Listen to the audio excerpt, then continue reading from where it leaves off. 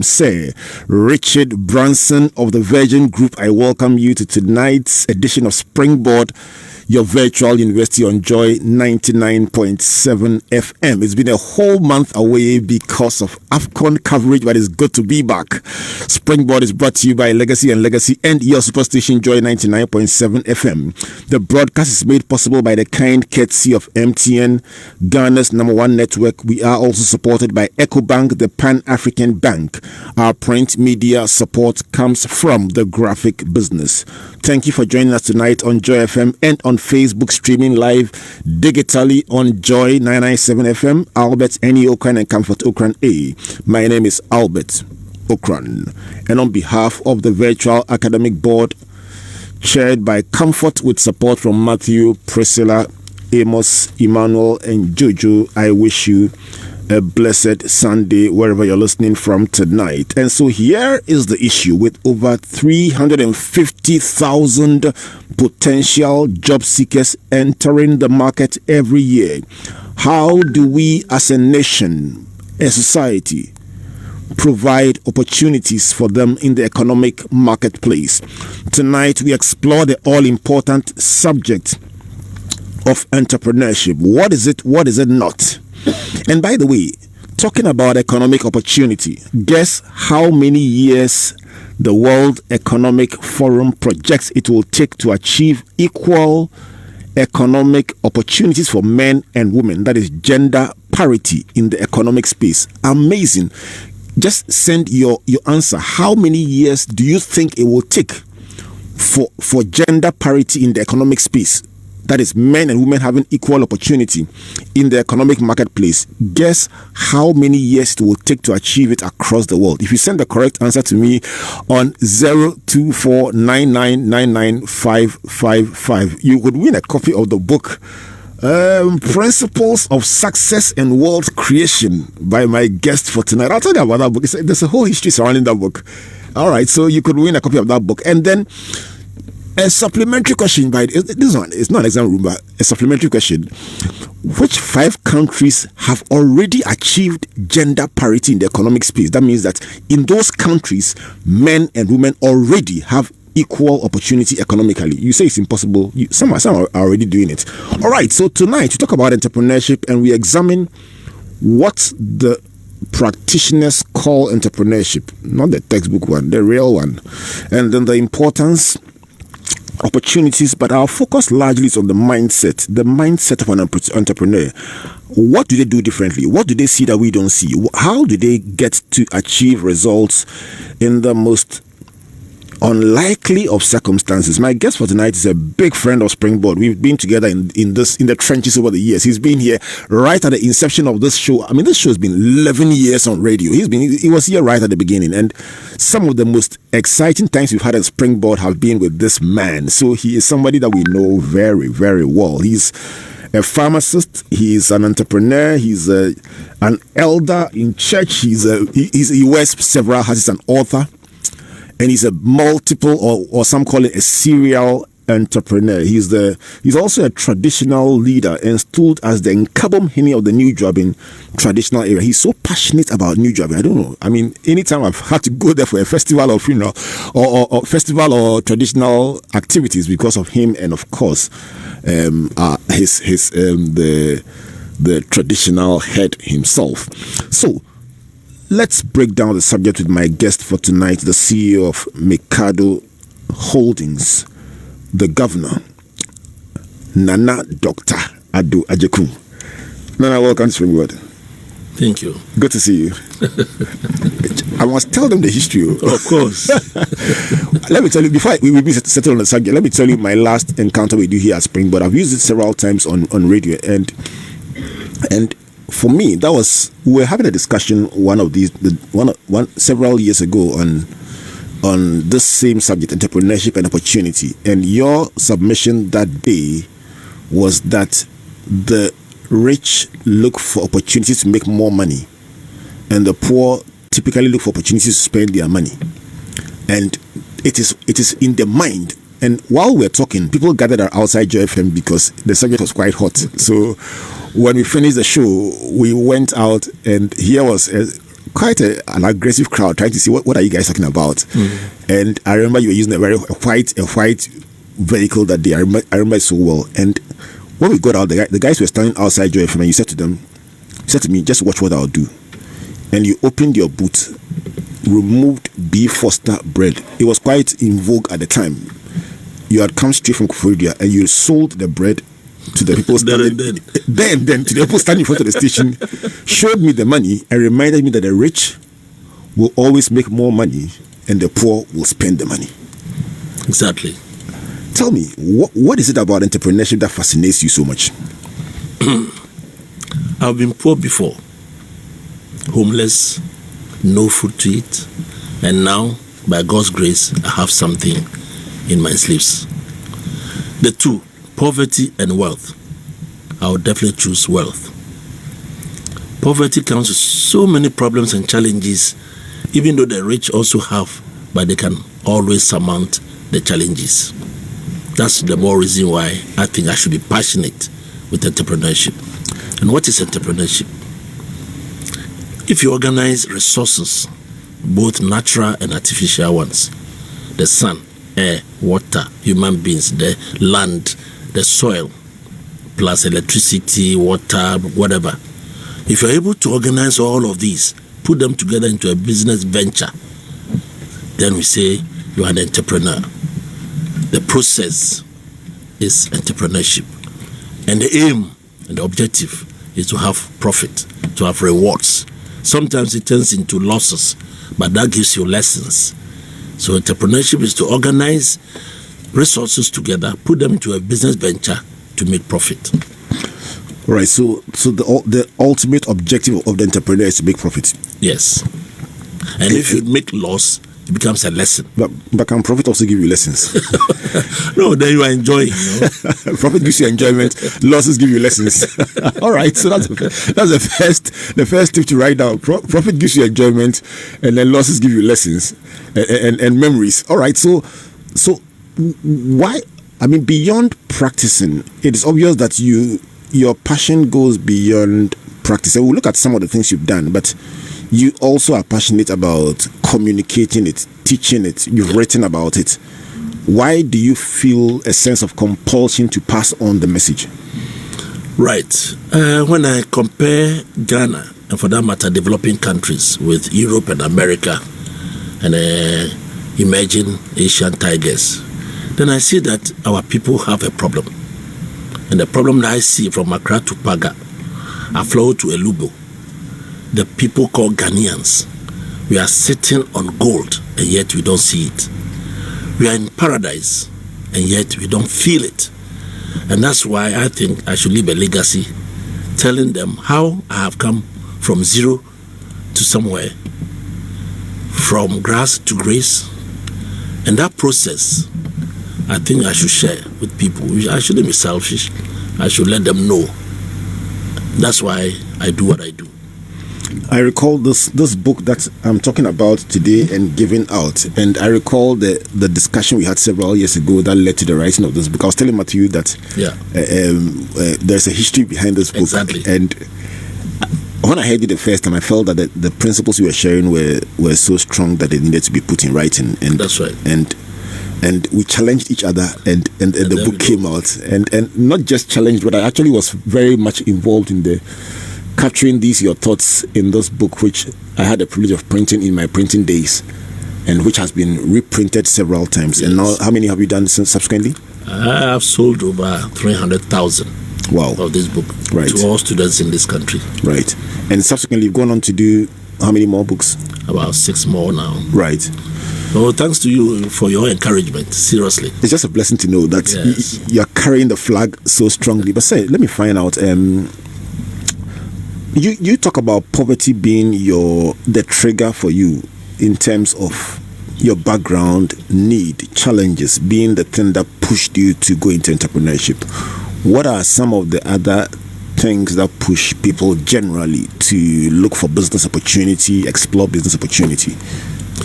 I must say that envy and jealousy are serious emotional stresses that come into people. Luckily, if you put into positive stress, of envy and jealousy, it makes you become an entrepreneur.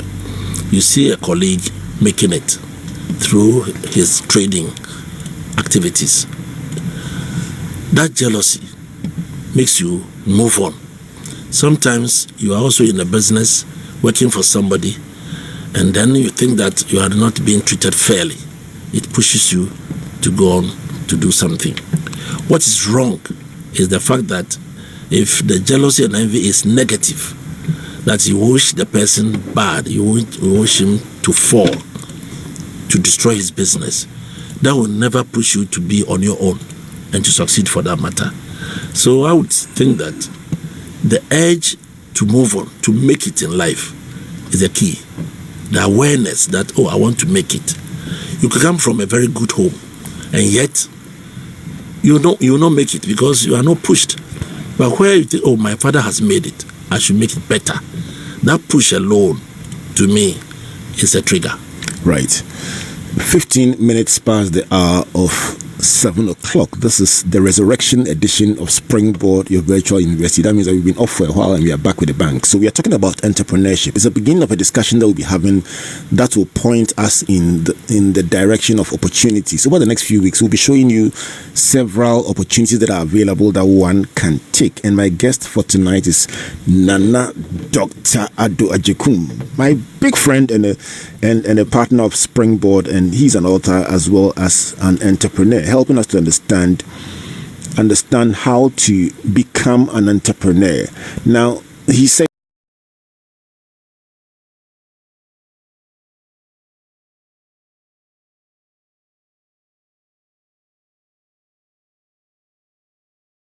Ghana is gold, literally sitting on gold. Paradise. And paradise. Those are two very powerful words. Yes. Let's talk about these opportunities that you point to, because I mean, you listen to that rich person and they talk about the challenges, the difficulties that they face in a country like ours. The per capita income is low compared to other countries. Unemployment is quite high. People come out of school and you will meet somebody with a master's degree looking for a chance to do a job that typically some time ago would have been done by somebody with a diploma or probably middle school living certificate. And so where is this gold you are talking about that many people don't see? Albert, if I should refer you to the Bible, which I know you're also passionate about, Christ gave a parable in Matthew chapter 13, verses 13 and 14. That they have the eyes to see, and yet they don't see. They have the ears to hear, and yet they don't hear nor understand. And I think Ghanaians should have a prayer where our eyes will see what we see, and our ears should hear what we are hearing and understand it. We have all the things that are in the Bible in Genesis chapter 1, in the Garden of Eden. The fat animals like elephants, and the small ones like ants, we have them in Ghana. We have the fastest and the slowest like snails, we have them. All types of fruits, all types of fish, we have everything. So why are we complaining? And God told Adam to go, and Adam was still standing there until he gave him the money. Those are the minerals, gold, diamond, bauxite, we still have them in Ghana. I believe God himself is a Ghanaian, Albert. And Adam was born in Agyekum, so I hear. Because the crossroad of the world is in Ghana. The Greenwich Meridian passes through Ghana, and then the equator also passes through Ghana. The gravity of Ghana is even different from the gravity in the Scandinavian countries. It's been established by science. So if I say we are in paradise, it means that our soil is fertile, everything is okay. So why are we complaining? We see all these things, and for the past 60 years, we've been mining our gold without refining. We are still exploiting our oil, still unrefined. So what's wrong? What is amiss? And that's my problem, that's my challenge facing Ghanaians. So I hope the government is listening to us. That it's about time we put value to some of these things and we stop just exporting the raw materials because we are sitting on gold. So your main prescription, Dr. Agyekum, is that we should move from primary export to refinement of. There are arguments that have been raised about that, but let me bring on Jojo, who's in our team, to give us one of the young guys perspective. Yes, tell us why they are complaining when they are sitting. So let's hear it. Let's not say for them. Let's hear it from the young people themselves. So, Mr. Okran, the position of the governor is that really there is that much opportunity in here, and I'm sure you will also acknowledge that there are quite a number of your colleagues straight from university, finished national service, who are jobless, and government is trying with NAPCO to try and bridge the gap. But the reality is that there's so many people who need help that it's almost like a drop in the bucket. There's so much more that has to be done. So, Governor, you're asking why? What is the challenge with entering into business? So, Jojo, how old are you? 23. 23. So I would say you are within the youth group. Sure. That bracket, I think that you have so much opportunities. Mm-hmm. So what's amiss? Why are people not grabbing the opportunities that are in Ghana? I think, first of all, that's starting from a position that views that being something amiss already, and I don't necessarily think that is the case. There are a fair number of graduates who are unemployed. However, in every single time period you look at, there have been people who are unemployed. But when you also look at my peers, there are a lot of people doing incredible work, taking the same things that some people may not necessarily view as opportunities. Foodstuff Home is one of them. She took the money that she made from her national service, and now she is an entrepreneur who goes to the market, and she has a journalism degree, so some people may not view that as the work she should be doing, but she goes to the market, she takes the raw materials and then takes them to people's homes. So Jojo, I mentioned somebody's name. Mm-hmm. She's only one person out of the lot. But there are a lot of entrepreneurs like them, because you may not necessarily see them because they haven't blown up just yet, but people are hustling in the streets. People are really putting in the work. So could you agree with me that that girl has overcome shyness? To an extent, yes. She has also overcome pride. Yes. That this business is not my business. I'm a journalist, so I should always be within the print media or whatever. Sure. And that has gone on for the food industry. So do you agree that most of these youth are struggling because the mindset is such that it's the status quo? It's fixed. That because I'm a graduate, I should look out for a job in the banking industry or something, white collar job. Do you agree? I don't think that is necessarily the case. To an extent, yes, because there are some challenges to starting a business right out of school. For instance, an older entrepreneur has different kinds of capital. They have financial capital because they've been working for a while, they have savings, and they have social capital because as you work, you generate connections, you generate goodwill, you generate a reputation that you can then take with you into a career. However, when you look at somebody that came out right from school, they have to get somebody to give them that first big break, and sometimes it's discouraging when you're working, and that first big break is just not coming. And then you have bureaucratic challenges, like when you go to register a business and then they're giving you 1,000 forms and just trying to make it difficult for you to get started. So I think it's a mix. 22 minutes past the hour of 7 o'clock, and if you just tune, this is not pros and cons. This is not the debate between the old and the young, the entrepreneurs and the startups. It's just a conversation about opportunity. And I have the privilege of getting to have an experienced entrepreneur in the studio, and then also a young person straight from university doing national service, starting his career, and we are having a discourse about two schools of thought or two different angles, and I get to be the beneficiary as well as our listeners out there. So just to summarize what we've learned so far, and I'm going to come back to my two protagonists. So far we've been talking about entrepreneurship, and Dr. Agyekum has been saying that, listen, an entrepreneur harnesses resources and channels them to a venture mainly to generate profit, and then in the course of doing that also sometimes incurs losses. He says the profits you enjoy them, the losses you learn the lessons. As simple as that. He says Ghanaians are still on gold and in paradise and we don't see it. And he says that can be traced to Matthew 13 verse 13 and 14. For those who like writing notes, that's the one for you. He says that typically we are exporting primary commodities, and we should switch to processing these to change the situation in our countries. Our country, he says the triggers for entrepreneurship. Very interesting point he made there about the triggers of entrepreneurship. For him, it was poverty, lack, and that's simply it. He says for him, poverty and lack compelled him to go into entrepreneurship. But he says the others, not just the traditional ones, but things like even envy and jealousy, when channeled positively, can be springboards or triggers for business. And he says a sense of or feeling of injustice. You work somewhere, you feel that you're not being treated fairly. That can also inspire you to go into entrepreneurship. So I brought on Jojo to talk about the challenges that young people face in starting up a business. And he says, listen, there are so many success stories, but there may be challenges, but there also are a number of success stories. Governor says they are just dotted around, just a few of them.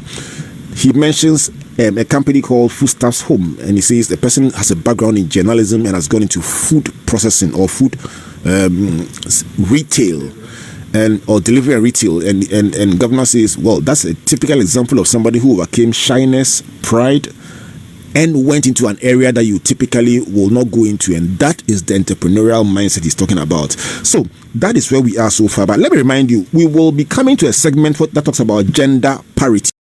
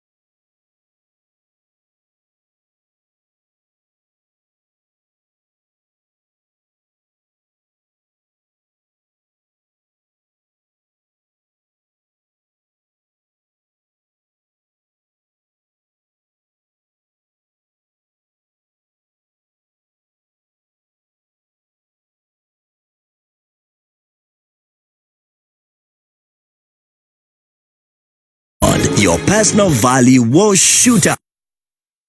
Live from digital address GA099334.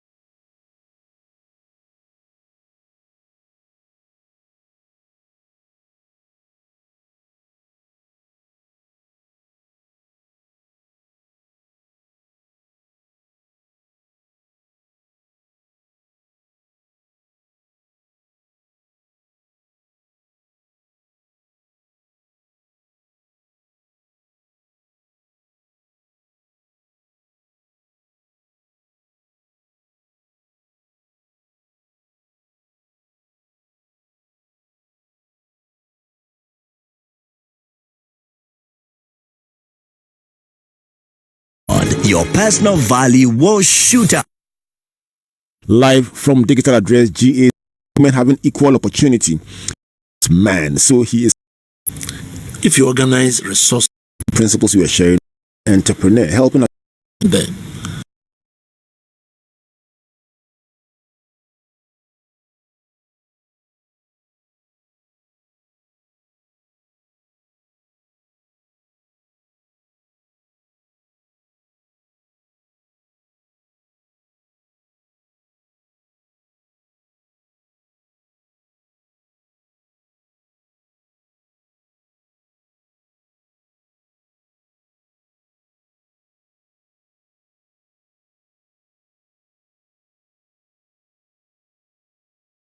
Your personal value will shoot. yes, how many. Let's break down the subject. that's the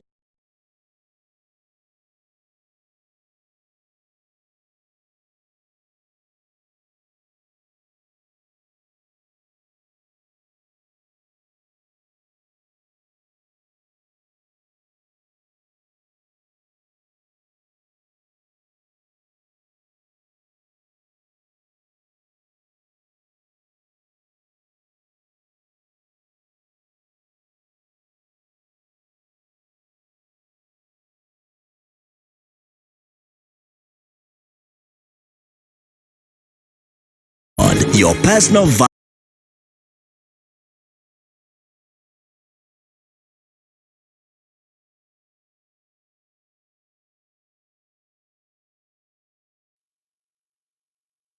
Matriculating into another edition of Springboard, your virtual university. Springboard is a multimedia that I was told. So on this particular day, Your personal value will shoot. or festival or traditional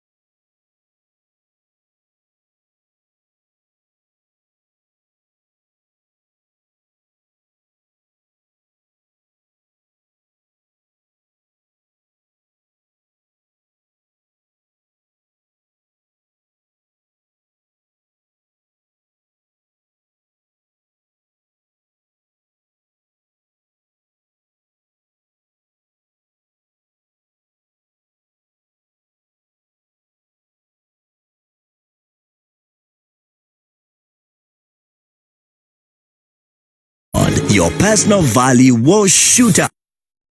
By the way, also, 5 countries have already achieved it. Please name one of them. If you want to win the prize that badly, name one of them. Let's go to the key subject for today, which is the mindset. Governor, you say the example that Jojo gave was somebody who moved away from the norm. Let me come to Jojo first. Jojo, would you agree that foodstuffs, but I'm mentioning the name over and over so somebody will hear it and buy from her just because I'm encouraged by her example. So it's free promo. But would you say that person literally, people like Sims, I mean, the people who are doing horseman shoes, people who went straight from school into business and broke the mold, would you agree that these are people who they are outliers? They didn't follow the regular routine? You know, it's interesting because people take different routes to get to where they are on their entrepreneurial journey. Like, I know a friend of mine who started out as a programmer, which is a quite conventional choice these days. A lot of people are going to the computer science field, and realized that his passion was for cooking, and then moved on and became a chef. So people definitely take different paths to the same place in terms of being entrepreneurs. And I think that's one lesson that people should definitely take away, that you don't have to feel pressured that I have to leave right now. If you feel like you are in the period where you are gaining experience, where you are learning the skills and the tools that will make you an effective entrepreneur, once you leave that space of employment, I feel like it's okay to take your time and to learn, so that when you actually go out there and you start working for yourself, you can actually be the best entrepreneur you can be. There are 2 schools of thought. One school of thought says get in there fresh, where your responsibilities are less, you're not married, you don't have children, and break your back and learn your lessons and cry. And by the time you are more responsible, you would have found your feet. Others say, listen, learn what you can learn so that when you come, you will not fall. You just hit the ground running. And each school of thought is so passionate about what they believe that they wouldn't even listen to the other school of thought. Governor, which one do you belong to? Do you believe they should go in straight, or they should learn under somebody first? You have to be an apprentice for some time. And I will recommend 3 years minimum. Why? Learning some lessons. Because sometimes when you fall, you might never ever come up. So it's better to have somebody to train you before you go on your own. Your concept of entrepreneurship is a bit brutal. I mean, from my knowledge of your thoughts over the years, I mean, you are the one who, and you talk about what you learned from me, but I also learned from you. My Jojo, who is still next to you, learned he had to go and work in a laundry when he was less than 10. Yes. And we'll put him. He would take public transport. Yes. And people could call his mother and say, "You learned from me." No, I learned from you. Yes. So he did it, and it influenced him quite a bit. And it was quite. But he hasn't been a mechanic yet. No, I mean, he didn't go through the full curriculum. Your curriculum is too brutal. but he did some work. But it helps. It has helped my children so far. It did. For the past 25 years, all my kids, 9 of them, boy or girl. Governor, 9. You're powerful. Yes. You have to go through from JHS to be a hairdresser. Then you have to be an electrician. You have to be a chef or work in the kitchen. You have to be a seamstress or a tailor, and then a mechanic. Before you go to the university, you must be a mechanic. And I'm telling you that they are asking me to write a book on parenting. By that time, they were challenging. You are humiliating us. We go to Holy Child. We are in Prempeh College. We are in Opokuwari. All the top schools, SOS and Minor. And you're asking us to sell in the streets. And go to do it. If you don't do it, you don't eat in the home. And now, after 25 years, there are doctors, there are pharmacists, architects. And you're telling me, Dad, you've done so much for us. Charlie, a round of applause for you. You do all. The curriculum had boom. Yeah. So by the time you finish your university, your mind would have been entrepreneurial.